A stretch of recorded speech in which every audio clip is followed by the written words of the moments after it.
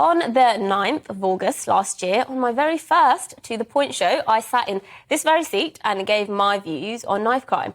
I made the claim that knife crime was on the rise, that it was hitting record levels in the capital. I made the claim that knife crime was, quote, disproportionately a black issue. I cited figures from 2010, which seemed to show that the number of violent and sexual crimes that involved a knife had gone up by 50% and that the number of threats to kill using a knife had more than tripled.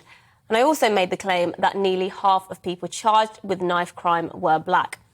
I'd like to say that these were remarks some found very distressing, and after a period of reflection, I would like to say that I am truly not sorry. I'm not sorry that some people found and continue to find these truths controversial, because 9 months on, at the risk of sounding like one particular Prime Minister, nothing has changed.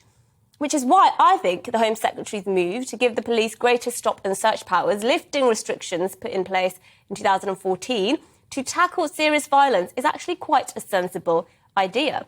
Here's how it will work in practice. If the police believe that serious violence may, that's the key word, may occur in your area, they'll now be able to stop and search people without grounds for an absolute maximum of 2 days. 48 hours is the maximum.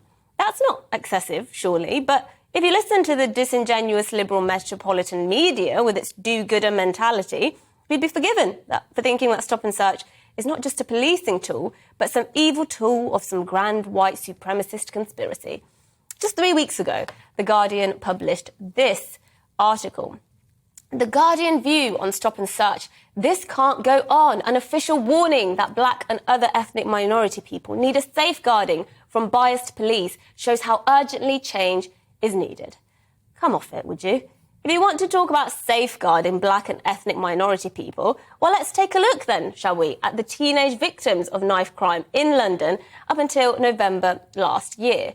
You only have to look at the faces of the victims to realise that anyone who claims to want to keep ethnic minority people and youngsters safe would be campaigning to empower, not disempower, the police to get more knives off the street. There are literally no winners when we roll back on stop and search. As a matter of fact, thousands of knives that are confiscated as a direct result of stop and search would not be confiscated if some of the left-leaning hysteria merchants had anything to do with it. Well, there are perhaps some winners, I suppose, the middle-class liberal do-gooders who get to boast about being an ally of people of colour at exclusive dinner parties in Islington. And whilst we're on the subject of black kids being slaughtered on the streets in large numbers, anyone seen Black Lives Matter recently? No, I thought not. Well, people need to calm down about the Home Secretary's move. It will keep communities safer, it will save lives, and if the price to pay is someone getting stopped and patted down for a bit by an officer and feeling a bit grumpy about it afterwards, if that's the price to pay, then so be it.